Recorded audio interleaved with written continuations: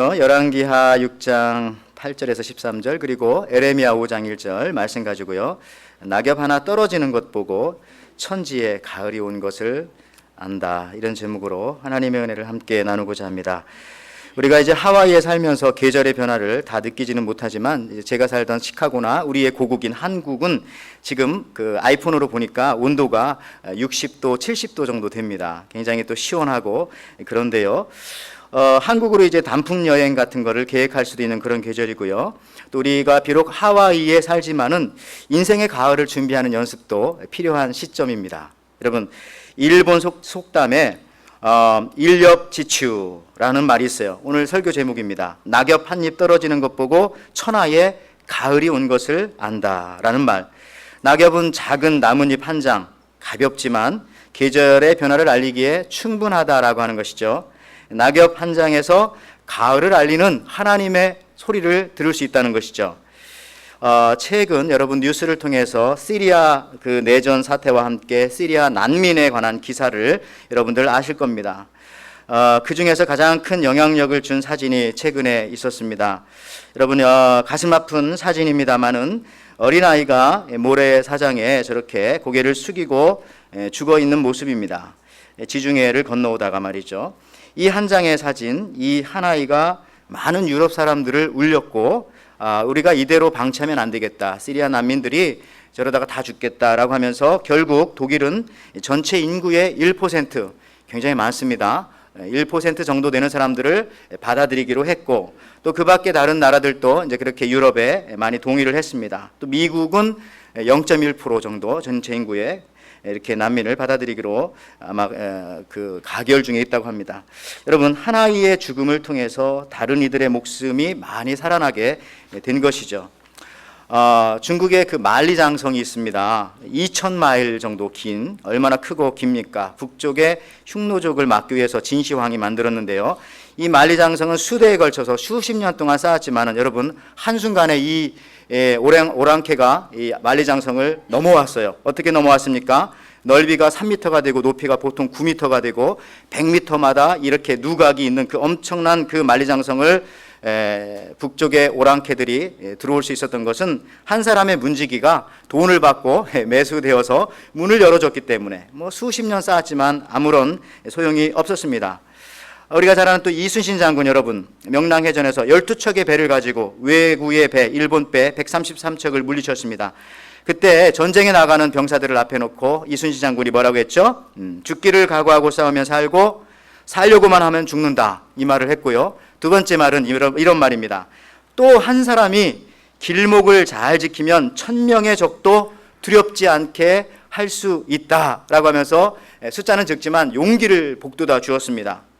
역시 이순신 장군이 이 해전에서 승리할 수 있었던 것은 한 사람의 중요성, 숫자가 중요한 것이 아니라 그 한 사람의 중요성을 알았고 그것을 얘기해 줬기 때문에 그렇습니다. 전쟁의 승리도 한 사람입니다. 기도하는 한 사람, 기도 법칙이죠. 기도하는 한 사람이 있으면 됩니다.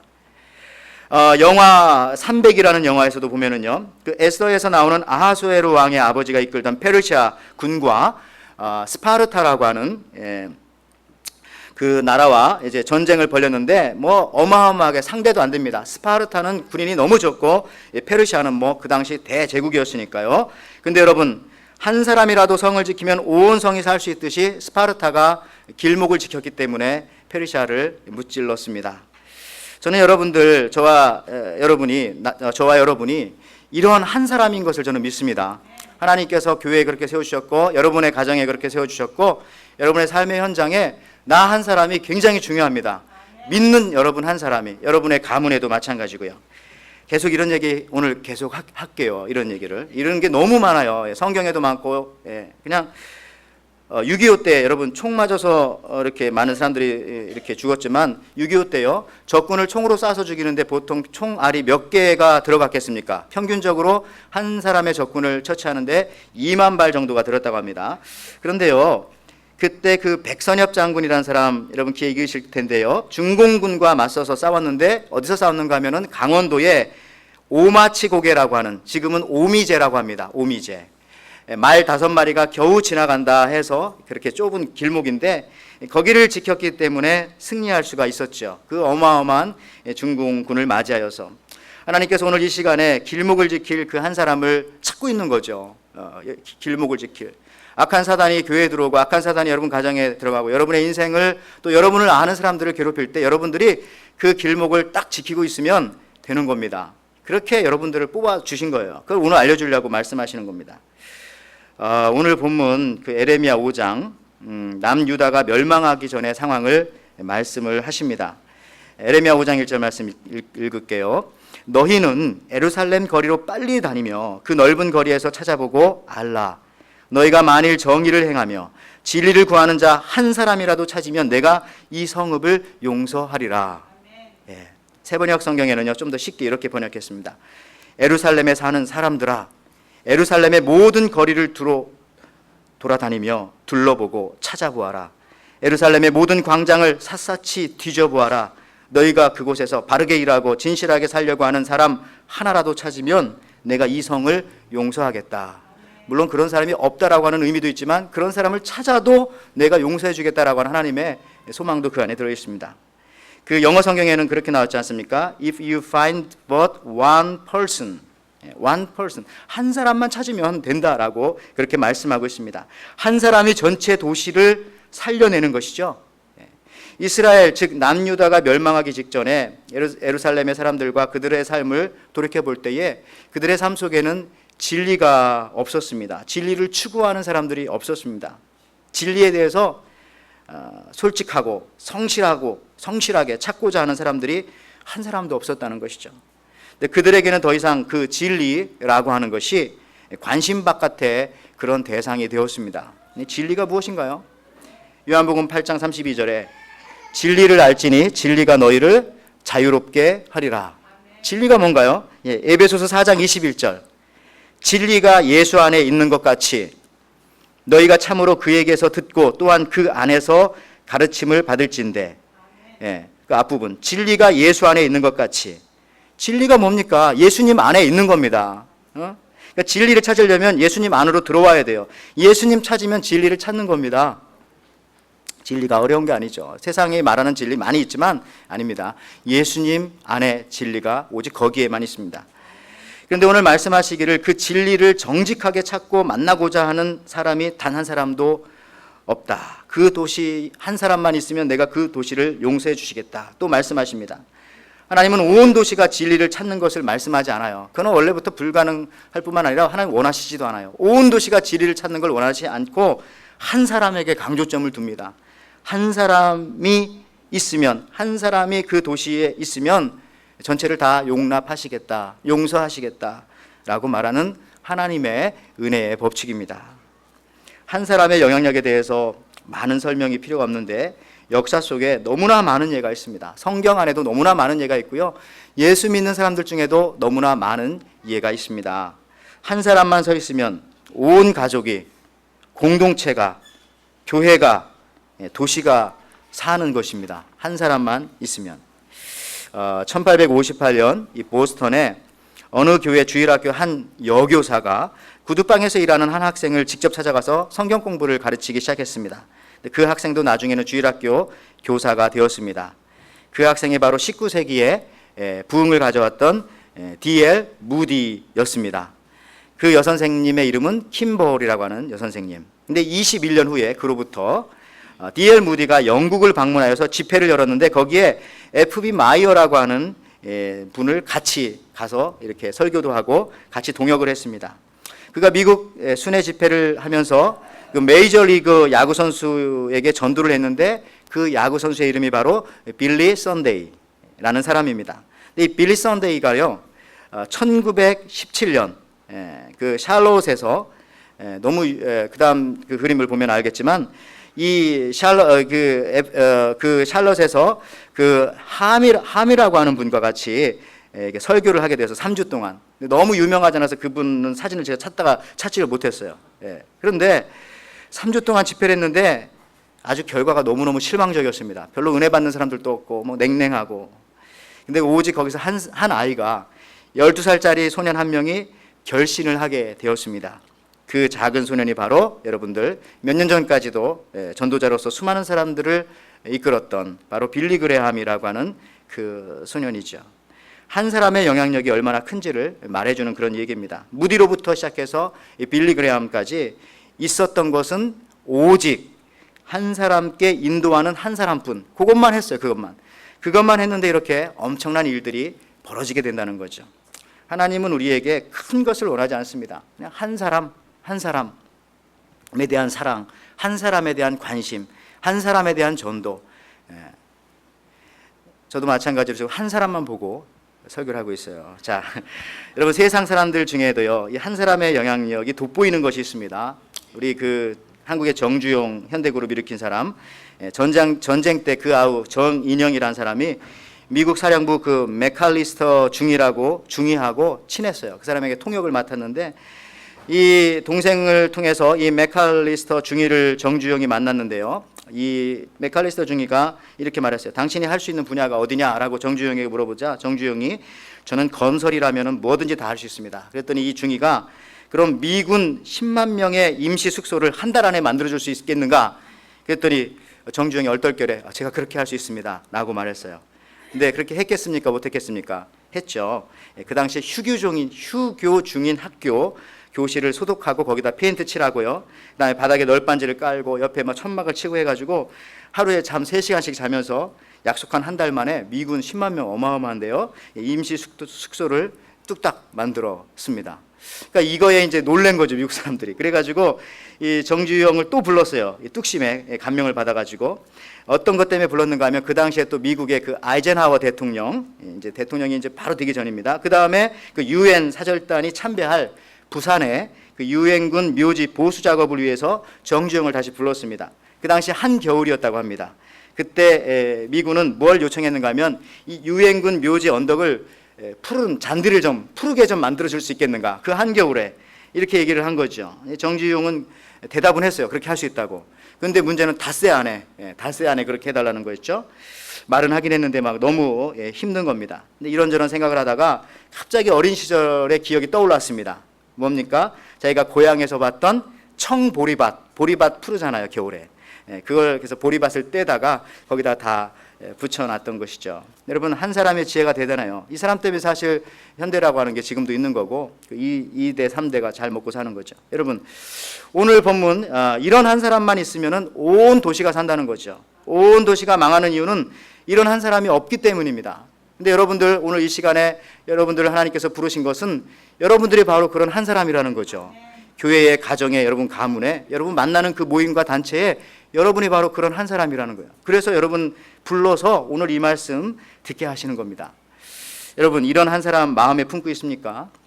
우리 그 지난주 그 사랑방 리더 모임 하면서 전도 이야기를 하게 되었어요. 그래서 우리가 전도를 잘하고 못하고는 중요한 거 아니다. 왜냐하면 어차피 사람들 마음, 사람이 변화시킬 수는 절대 없습니다. 하나님이 하시는 거다. 근데 중요한 건 뭐냐? 이렇게 우리가 결론 내렸어요. 그러나 중요한 거 한 가지 있다.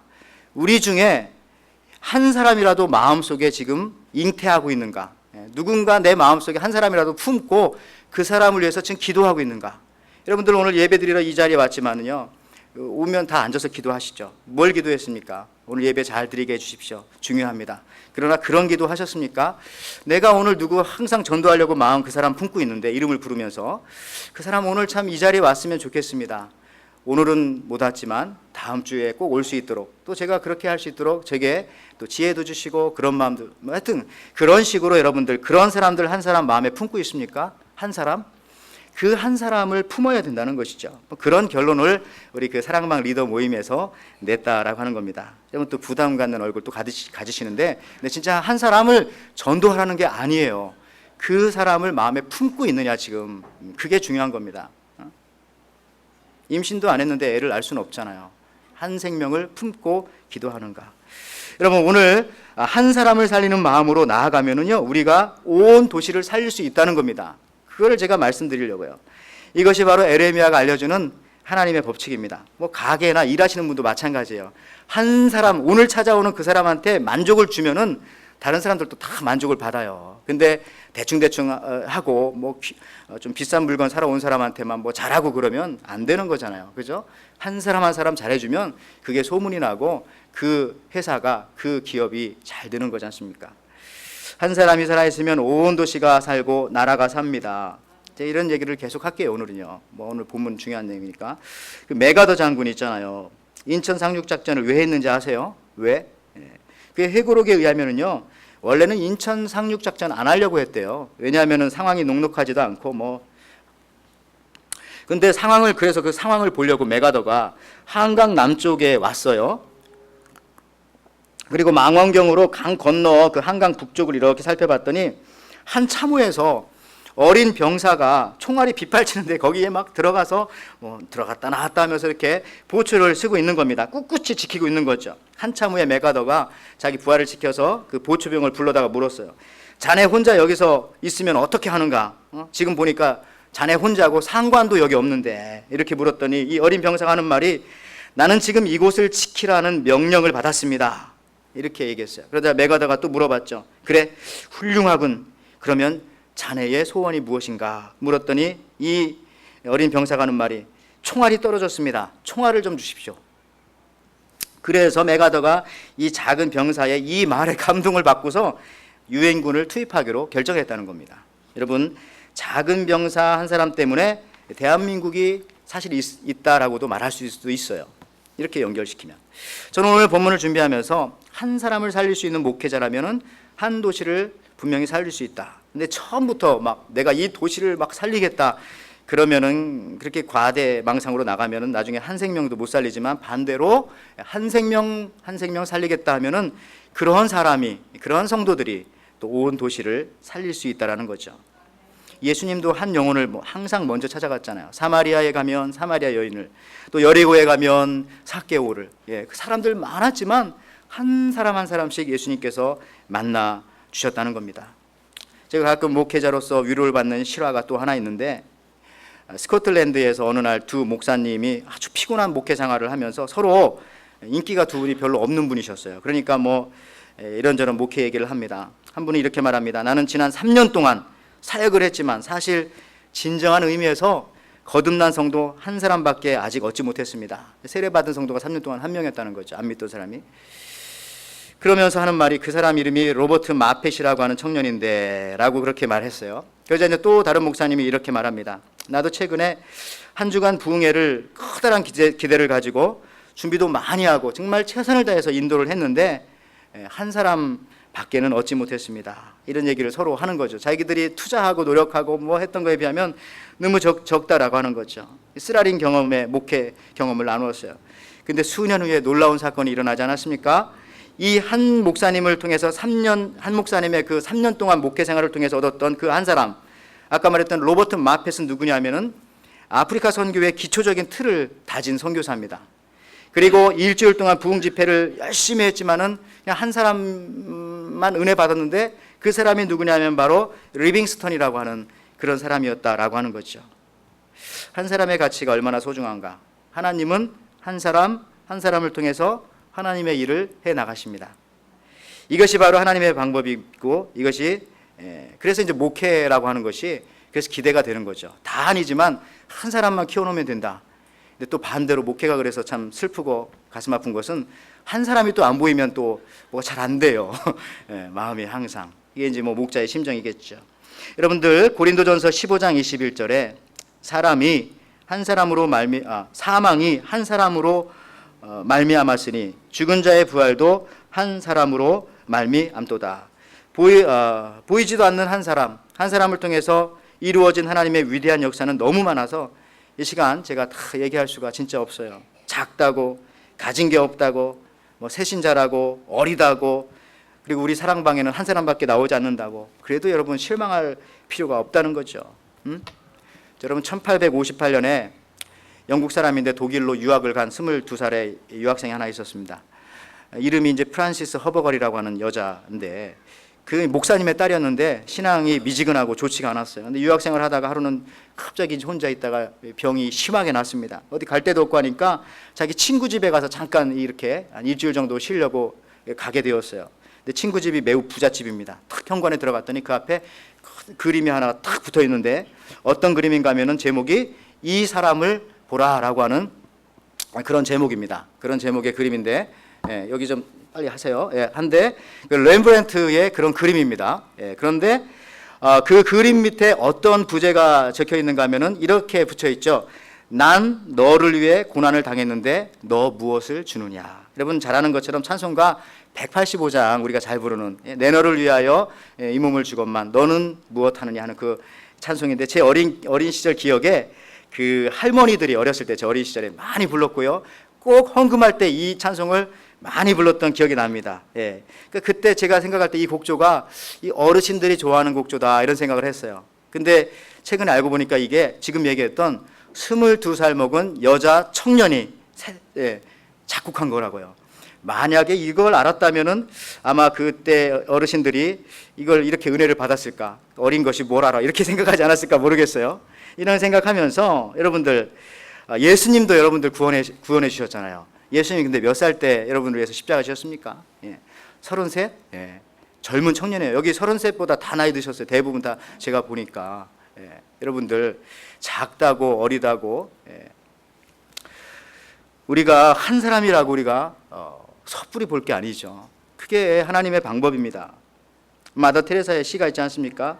한 번에 한 사람씩이라고 하는 유명한 시인데 아마 마더 테레사도 오늘 에레미야 5장 1절 말씀 묵상하다가 이 말씀을 제가 읽어볼게요. 난 결코 대중을 구원하려고 하지 않는다. 난 다만 한 개인을 한 번에 단지 한 사람만을 껴안을 수 있다. 단지 한 사람씩만. 따라서 당신도 시작하고 나도 시작하는 것이다. 난 한 사람을 붙잡는다. 만일 내가 그 사람을 붙잡지 않았다면 난 42,000명을 붙잡지 못했을 것이다. 모든 노력은 단지 바다에 붓는 한 방울 물과 같다. 하지만 만일 내가 그 한 방울의 물을 붓지 않는다면 바다는 그 한 방울만큼 줄어들 것이다. 당신에게도 마찬가지다. 당신의 가족에게도 당신이 다니는 교회에서도 마찬가지다. 단지 시작하는 것이다. 한 번에 한 사람씩. 오늘 읽었던 그 두 번째 본문 있잖아요. 그 엘리사에 관한 그런 내용입니다. 당시 북이스라엘 옆에 아람이라고 하는 큰 나라가 있었어요. 근데 아람이라고 하는 나라가 어떤 나라라면 여러분 이해하기 쉽게 나하만 장군이 있던 그런 나라고요. 그다음에 최근에 우리 그 아까 제가 설교 초반에 얘기했던 시리아 있죠.